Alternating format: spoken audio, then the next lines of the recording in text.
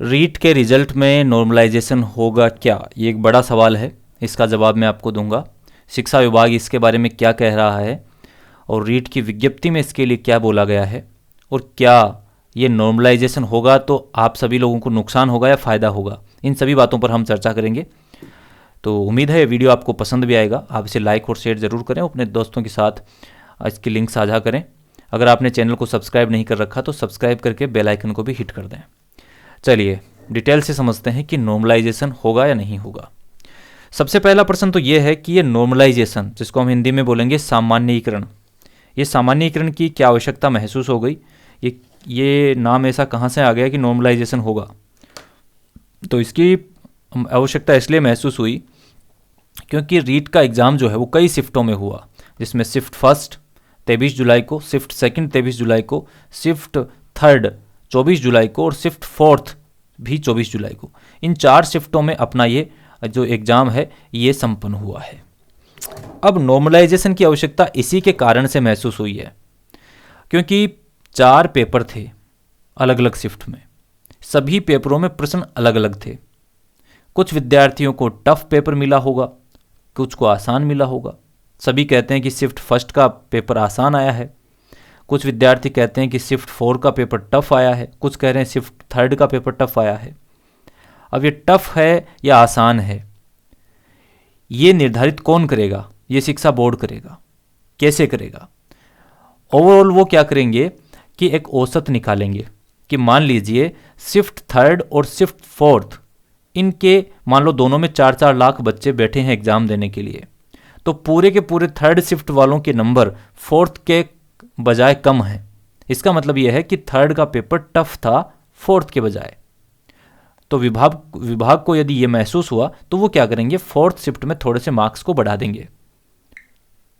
तो इससे क्या होगा, दोनों स्तर बराबर हो जाएंगे। तो नॉर्मलाइजेशन की प्रक्रिया क्या करती है, अगर तराजू लगा के हम तोलेंगे तो ये बराबर बराबर माप जो है वो दोनों तरफ आ जाएगा, ऐसा शिक्षा विभाग मानता है।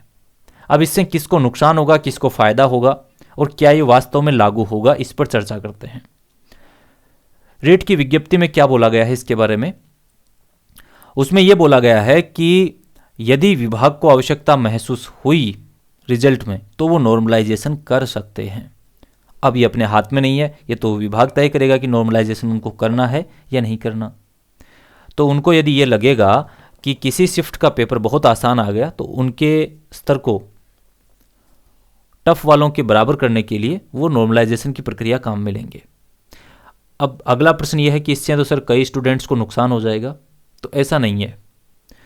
नॉर्मलाइजेशन की प्रक्रिया से नुकसान तब होता यदि ये मार्क्स मेरिट में जोड़े जाते। यहाँ पर ये केवल पात्रता परीक्षा है और पात्रता परीक्षा में यदि आपने 90 नंबर लाए तो आप कितना ही नॉर्मलाइजेशन कर लो, आप पात्र तो हो चुके। अब किसी को 150 में से 150 ही क्यों ना मिल जाए, आपकी पात्रता तो निरस्त नहीं होने वाली। समझ रहे हैं ना आप? मतलब नॉर्मलाइजेशन की प्रक्रिया में किसी को कम मार्क्स मिला है तो उनको बाकी के स्टूडेंट्स के बराबर कर देंगे, किसी एक को नहीं बल्कि पूरी शिफ्ट को। तो यही नॉर्मलाइजेशन की प्रक्रिया है और ये तब अपनाई जा रही है क्योंकि यहाँ पर रीट का जो एग्ज़ाम हुआ है ये 4 अलग अलग पेपर स्टूडेंट्स को देने पड़े हैं, इसलिए। तो आपको घबराने की आवश्यकता नहीं है। यहाँ पर ये केवल पात्रता परीक्षा है, मेरिट में ये नंबर आपके कोई काम नहीं आने वाले हैं। यदि आप रीट में पात्र हैं तो आप इन चीज़ों से ऊपर उठिए, इनकी टेंशन मत कीजिए। और अब आपको क्या करना चाहिए आगे, इस पर चर्चा करते हैं। रीट का पेपर आपने हो सकता है बहुत अच्छा दिया है और आप पात्र हैं, मैं यही मान के आगे बातचीत कर रहा हूँ। तो अब आपको रीट मेंस पर फोकस करना चाहिए। नॉर्मलाइजेशन या किसके कितने वो आए, किसका स्कोर क्या जा रहा है, इन चीज़ों से बाहर निकल करके आप सिर्फ अभी जो लक्ष्य तय करना है वो रीट मेंस का करिए, ग्रेड सेकंड का करिए और फर्स्ट ग्रेड का। अक्टूबर में फर्स्ट ग्रेड का एग्ज़ाम निर्धारित है, दिसंबर में सेकंड ग्रेड का निर्धारित है, जनवरी में रीट का मेंस जो थर्ड ग्रेड भर्ती परीक्षा का एग्ज़ाम होगा उसकी आप तैयारी कीजिए। और उसके कोर्सेज भी हम आपको देंगे। इस बार स्काई एजुकेट ऐप में आपको प्रत्येक कोर्स की PDF जिसकी आप प्रिंट ले सकते हो, आप व्हाट्सएप पे शेयर कर सकते हो, बाहर निकाल सकते हो, डाउनलोड कर सकते हो, ये सारे फीचर्स मिलने वाले हैं। और अभी भी हमारे ये जो कोर्सेज हैं मैं आपको दिखा देता हूँ। ये जो कोर्सेज हैं इनमें आप सभी की पीडीएफ निकाल सकते हो, जिसमें आरपीएससी ग्रेड 1 का जीके का फर्स्ट पेपर है, इसमें पीडीएफ, प्रत्येक टॉपिक की पीडीएफ, ठीक है ना, प्रत्येक टॉपिक की, उनके वीडियो, प्रत्येक टॉपिक के वीडियो और प्रत्येक टॉपिक के टेस्ट और मॉडल टेस्ट, प्रत्येक टॉपिक के टेस्ट और मॉडल टेस्ट, ठीक है ना, ये सारे आपको अवेलेबल हो जाएंगे।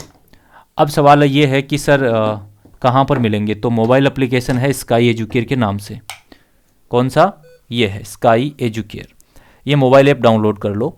यहाँ पर आपको आरपीएससी ग्रेड 1 का जीके का पेपर मिल जाएगा नाम मात्र के शुल्क में, सेकंड ग्रेड का मिल जाएगा, फर्स्ट ग्रेड का, दोनों का, Hindi first grade second grade, Sanskrit second grade, SST का सेकंड ग्रेड का, शिक्षा मनोविज्ञान सेकंड ग्रेड फर्स्ट ग्रेड दोनों का, टीजीटी पीजीटी का हिंदी, शिक्षा मनोविज्ञान, PDF notes, MCQs, model paper, सब कुछ आपको स्काई एजुकेयर में मोबाइल ऐप में नाम मात्र के शुल्क पर मिल रहे हैं। और रीट मेंस का कोर्स जो है ये 2-1 दिन में आपका हम वहाँ पर निर्धारित करके आपको सूचित कर देंगे कि कोर्स कब डाला जा रहा है और क्या शुल्क वगैरह रहेगा, कब से वीडियो मिलेंगे, ये सब कुछ आपको मिल जाएगा।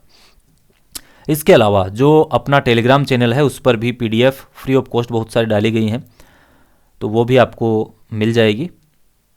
तो उम्मीद करता हूँ नॉर्मलाइजेशन की प्रक्रिया भी आपको समझ में आ गई होगी और ये वीडियो भी आपको पसंद आया होगा। तो अगर आपको वीडियो पसंद आया है तो आप इसे लाइक करिए, अपने दोस्तों के साथ इसकी लिंक साझा करिए, जो भी नॉर्मलाइजेशन को लेकर कन्फ्यूज हैं उन तक इस वीडियो को भेजिए। और यदि आपने चैनल को सब्सक्राइब नहीं किया तो चैनल को सब्सक्राइब करके बेल आइकन को हिट करिए। मिलते हैं अगले वीडियो में, तब तक के लिए नमस्कार, जय हिंद, जय भारत।